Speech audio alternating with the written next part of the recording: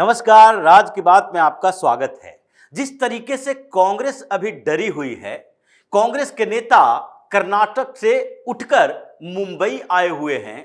जैसे खड़गे बंगलुरु से दिल्ली तक एक ही राग अलाप रहे हैं और जिस तरीके से पवन खेड़ा चीख चीख कर मीडिया के सामने ऑपरेशन कीचड़ की बात कर रहे हैं, यानी कि ऑपरेशन लोटस नहीं, यह ऑपरेशन कीचड़ है। जिस तरीके से जयराम रमेश चारों तरफ घूम घूम कर भारतीय जनता पार्टी को बदनाम करने की कोशिश कर रहे हैं, जैसे कुछ रीजनल पार्टी के नेता हंगामा खड़ा किए हुए, नहीं नहीं ये पैसे दो और सांसद खरीदो वाली बात है, जैसे डकैती की बात की जा रही है, संविधान में फिर से बदलाव की चर्चा की जा रही है। लगता तो है कांग्रेस के अंदर इन दिनों डर का माहौल है, क्योंकि ऑपरेशन लोटस तो चल रहा है, लेकिन यह ऑपरेशन लोटस वो ऑपरेशन लोटस नहीं है कि जितने विपक्ष की पार्टियां, उनके कुछ बागी सांसद या फिर वहां जो विपक्ष में कुछ चल रहा है, किसी पार्टी के अंदर हंगामा चल रहा है, तो वो सारे नेताओं को भारतीय जनता पार्टी में शामिल करवा लो। ये ऑपरेशन लोटस नहीं है, बल्कि ये ऑपरेशन लोटस एनडीए के लिए समर्थन जुटाना, लोकसभा के अंदर 360 का आंकड़ा पार करना और फिर जो कुछ बिल अटके हुए हैं, क्योंकि प्रधानमंत्री मोदी 2029 से पहले कुछ मुद्दों का समाधान चाहते हैं और उसके लिए 2/3 बहुमत की जरूरत है। और अभी वो आंकड़े धीरे धीरे आगे बढ़ रहे हैं, लेकिन आगे बढ़ते हुए अभी कुछ बाकी है और इसीलिए कांग्रेस घबराई हुई है। परेशानी कांग्रेस के अंदर है, क्योंकि ऑपरेशन लोटस का मतलब यह भी नहीं है कि जो सांसद बगावत कर रहे हैं अपनी पार्टी से, या कोई पार्टी एनडीए के साथ खड़ी है लेकिन मुद्दा आधारित, तो वो भी ऑपरेशन लोटस का ही हिस्सा है। यह ऑपरेशन लोटस वो है जिसमें राहुल गांधी को अलग थलग करना है, पार्टी के अंदर भी अलग थलग करना है राहुल गांधी के टीम को, और पार्टी के बाहर यानी इंडी ब्लॉक के अंदर, इंडी अलायंस जो इन लोगों ने बनाया, इंडी ब्लॉक के अंदर की पार्टियों को राहुल गांधी यानी कांग्रेस से अलग करना है और उसमें लगभग सफलता मिल चुकी है, कुछ सफलता का इंतजार है। इसलिए समस्याएं इन लोगों को हो रही है। कांग्रेस को इस बात से कोई फर्क नहीं पड़ता, राहुल गांधी को इससे कोई फर्क नहीं पड़ता कि उद्धव ठाकरे की पार्टी टूट गई। उद्धव ठाकरे की पार्टी उस समय टूटी थी जबकि ये मुख्यमंत्री हुआ करते थे और कांग्रेस गठबंधन की सरकार में शामिल थी, तो उस समय उन्हें दर्द हुआ था कि चलो एक स्टेट से हमारी सरकार चली गई। और इस समय जबकि उद्धव ठाकरे की पार्टी का बार्गेनिंग पावर बढ़ा हुआ था कांग्रेस के लिए, और जब भी महाराष्ट्र में किसी लेवल का चुनाव हो, चाहे लोकल बॉडी इलेक्शन हो, एमएलसी का चुनाव हो, राज्यसभा का चुनाव हो, हर चुनावों में इसी आधार पर उद्धव ठाकरे की पार्टी की तरफ से कांग्रेस को मजबूत नहीं कमजोर किया जाता था। यह बताया जाता था आप छोटे पार्टनर हो, आप बड़े पार्टनर नहीं हो, आप विधानसभा में भी छोटे पार्टनर हो। इसलिए जो उद्धव ठाकरे की पार्टी है वही अघाड़ी का नेतृत्व करेगी, न तो शरद पवार करेंगे न ही राहुल गांधी करेंगे। यानी कांग्रेस और एनसीपी शरद पवार ये दोनों को अपने पीछे पीछे चलाने की तैयारी उद्धव ठाकरे कर रहे थे, तो इससे तकलीफ तो राहुल गांधी को हो रही थी, कांग्रेस को हो रही थी, शरद पवार को हो रही थी। जिस तरह से पिछली बार जब उद्धव ठाकरे की पार्टी टूटी थी, तो उस समय शरद पवार जो कि गठबंधन का हिस्सा थे, जो उस समय सरकार में थे, लेकिन फिर भी वो मुस्कुरा रहे थे, वो रो नहीं रहे थे, वो परेशान नहीं थे, बल्कि उद्धव ठाकरे के ऊपर आरोप लगा रहे थे इस बात के लिए कि देखो तुम्हारी पार्टी टूट गई और टूटी है तो इसमें हमारा फायदा है। और शरद पवार ने तो यहां तक कहा था कि हम तो सालों से इंतजार कर रहे थे कि भारतीय जनता पार्टी और उद्धव ठाकरे की पार्टी के बीच का गठबंधन टूटे, क्योंकि ये टूटेगा तभी हमारे लिए अपॉर्चुनिटी बढ़ेगी और आखिरकार हम उसमें सफल हुए। उद्धव ठाकरे की पार्टी टूटी, बाद में पहले भाजपा से गठबंधन तोड़ा और पार्टी टूटने के बाद ये जो शिवसेना 2 टुकड़ों में बट गए हैं, उससे एनसीपी को फायदा होगा। तो अब जबकि वो गठबंधन का हिस्सा ये सरकार में भी नहीं है, तो राहुल गांधी या शरद पवार को कोई तकलीफ होगी? ये तकलीफ नहीं होगी, बल्कि इन्हें तो लगेगा कि चलो हमारे गठबंधन सहयोगी इस बीच में, यानी कि अब 2029 में चुनाव होगा, तो उस समय उद्धव ठाकरे के पास 3 सांसद भी बचेंगे या नहीं अभी तो पता नहीं, क्योंकि 3 सांसद अभी हैं जिसमें से 2 भी जाने की तैयारी में है, उनके ऊपर भरोसा नहीं किया जा सकता। तो अगर उद्धव ठाकरे की पार्टी में 1 से 2 सांसद रहे तो उसके आधार पर ही आप बार्गेन कर सकते हो कांग्रेस के साथ। लेकिन फिर भी कांग्रेस परेशान इतना कि डीके शिव कुमार जो मुख्यमंत्री बने हैं नए नए कर्नाटक के, वो भी मुंबई में चले गए।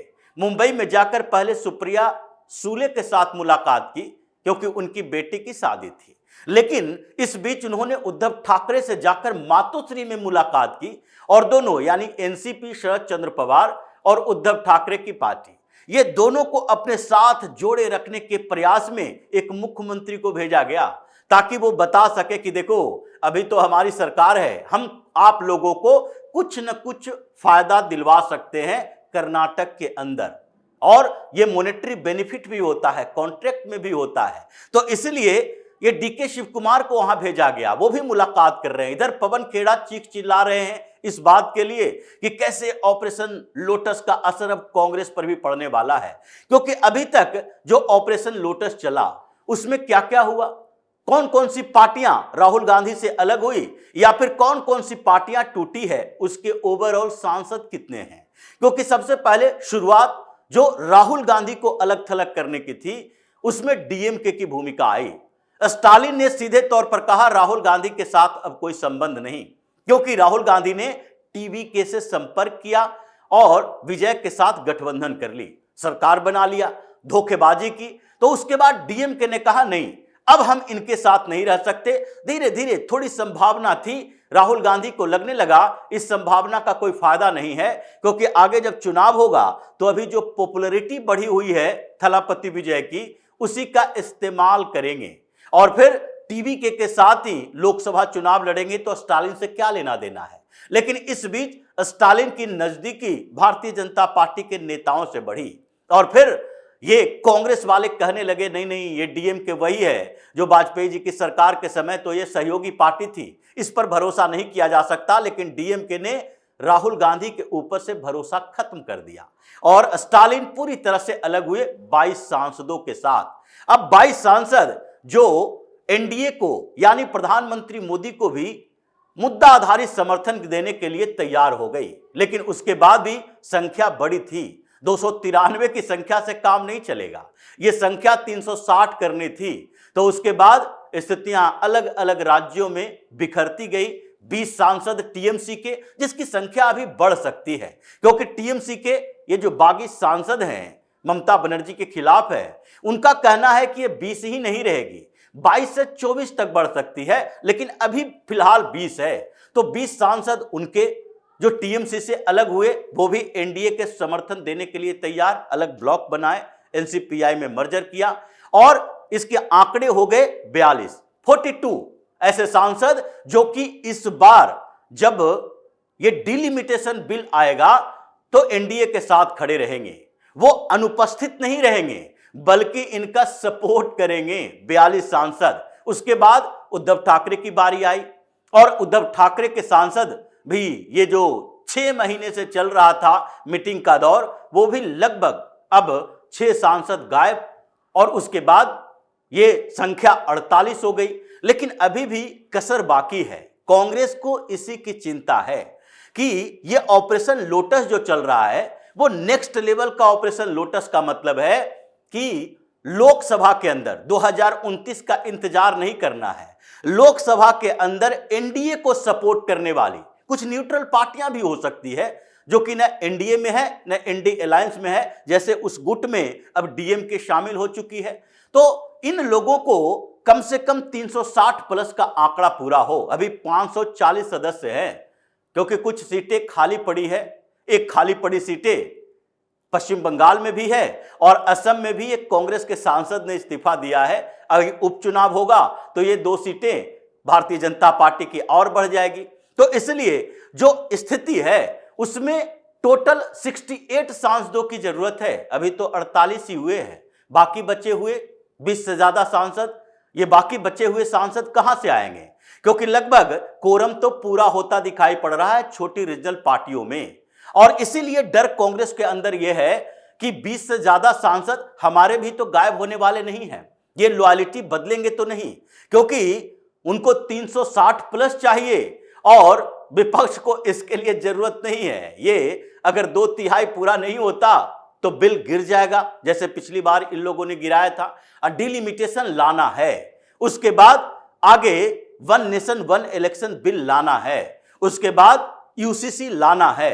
ये 2029 के चुनाव से पहले प्रधानमंत्री मोदी ये 3 बिल पारित करवाना चाहते हैं। 2029 में फिर से बहुमत आएगा और उस बहुमत का इस्तेमाल करेंगे। 2/3 आएगा तो उसके बाद ये बिल पारित करवाएंगे। 2030 के बाद डिलिमिटेशन की शुरुआत होगी, तो ये 34-35 तक इंतजार नहीं होगा। इसलिए ये सब पहले ही पारित करवाना है। 2/3 बहुमत चाहिए, क्योंकि राहुल गांधी ने ही तो चुनौती दी थी। अब गिर जाएगी मोदी की सरकार, अब ज्यादा दिन तक नहीं टिक पाएगी। तो इसलिए चैलेंज एक्सेप्ट किया गया और नेक्स्ट ऑपरेशन लोटस चालू किया गया। अब परेशानी कांग्रेस के अंदर इस बात को लेकर है कि कांग्रेस में 1-2 नहीं बल्कि 4-4, 5-5 गुट बने हुए हैं। ये पार्लियामेंट्री पार्टी की बात की जा रही है, संसदीय दल की बात की जा रही है। ये ऐसे गुटों की बात नहीं है, क्योंकि ऐसे गुटों की संख्या तो कांग्रेस में गिना ही नहीं जा सकता। जितने स्टेट उतने स्टेट के अंदर के गुट, और यहां नेशनल लेवल पर दिल्ली में बैठे कांग्रेस के सांसदों के गुट, कांग्रेस के नेताओं के गुट, जो कि राज्यसभा जाने के लिए एक दूसरे का पैर खींच रहे हैं, एक दूसरे से झगड़ा कर रहे हैं कि नहीं अब मेरा नंबर आना चाहिए, मेरा नंबर आना चाहिए, इन बुजुर्ग लोगों को अब बाहर करो। मल्लिकार्जुन खड़गे को कितनी बार राज्यसभा भेजते रहोगे? ये परेशानी कांग्रेस के अंदर है। तो इन गुटों के बीच से लॉयल्टी चेंज की बात हो रही है। इस बीच जो झगड़ा चल रहा है कांग्रेस के अंदर, उससे लगता है ये 20-22 की संख्या जो कम हो रही है अभी 360 का आंकड़ा पार करने में, ये कांग्रेस के अंदर कहीं है। इसलिए कांग्रेस ज्यादा परेशान है। ये Bharatiya Janata party, operation lotus या फिर रीजनल पार्टियों के टूटने फूटने से परेशान नहीं है। ये मोरल प्रेशर बनाने की कोशिश जो की जा रही है अपने लिए की जा रही है, क्योंकि ये पहली बार नहीं है। ऐसा नहीं है कि कांग्रेस की जितनी क्षमता है वो ऑपरेशन पंजा नहीं चलाती। तेलंगाना में जाकर देखिए, जहां के 10 विधायक जो पलटी मारे, वो 10 विधायकों की सदस्यता खत्म होनी चाहिए थी, क्योंकि वो 2/3 बहुमत वाले नहीं थे, वो टीआरएस के विधायक। और उन लोगों को कांग्रेस ने अपने अंदर ले लिया और उसके बाद उसकी सदस्यता भी नहीं गई, क्योंकि इन लोगों का जो स्पीकर हैं वो फाइल पर कुंडली मार कर बैठ गए। ये पिछले जो चुनाव में कांग्रेस की जीत हुई थी राजस्थान में, जब उस समय मायावती ने अनकंडीशनल सपोर्ट दिया था, बिना शर्त का सपोर्ट, हम सरकार में नहीं रहेंगे, कोई जरूरत भी नहीं है कि सरकार में हमारे विधायकों को मंत्री बनाओ। लेकिन हुआ क्या, राजस्थान के अंदर बीएसपी को पूरी तरह से कांग्रेस ने निगल लिया। उनके 6 विधायक थे, सारे के सारे विधायकों को कांग्रेस में ज्वाइन करवा दिया, यही अशोक गहलोत ने। उस समय नैतिकता की बात नहीं हो रही थी कि जहां जहां तुम्हें मौका मिलता है वहां अपनी पार्टी में सारे विधायकों को, सांसदों को ले आते हो। और उस समय आप ये नहीं कहते कि डेमोक्रेसी खत्म हो रही है, आप ये नहीं कहते कि जिनको जनता ने जिस पार्टी से चुना है उसी में उसे रहना चाहिए। तो ये कांग्रेस का चरित्र है। इसी चरित्र के कारण ये लग रहा है कि अभी जो इसकी बौखलाहट है इसी वजह से है, क्योंकि इनकी पार्टी के अंदर भी तोड़फोड़ चल रहा है, बगावत चल रही है। और इनको लग रहा है कि सत्र के दौरान जैसे ही बिल आएगा, ये कांग्रेस का वोट घटेगा, क्योंकि इनके कुछ लोग या तो वोटिंग में शामिल ही नहीं होंगे सपोर्ट करने के नाम पर, या तो वोट करेंगे तो फिर सरकार के पक्ष में वोट कर देंगे। उसके बाद आप व्हिप जारी करके उनकी सदस्यता खत्म करने की मांग करते रहो, कोई फर्क नहीं पड़ेगा। और यही कांग्रेस की चिंता है, जिसके लिए ये चीख चिल्ला रहे हैं, लेकिन होना कुछ नहीं है। पीएम मोदी ने जो शौक दिया है, उस शौक से बाहर न राहुल गांधी निकल पा रहे हैं, न ये खेड़ा और खड़गे निकल पा रहे हैं। इसलिए बौखलाहट इनके चेहरे पर साफ दिखाई दे रही है। तो इसी तरह की खबरों के साथ फिर से हाजिर होंगे, तब तक के लिए बने रहिए हमारे साथ और देते रहिए हमें सहयोग, ताकि इसी तरह की खबर हम आपके लाते रहें। धन्यवाद।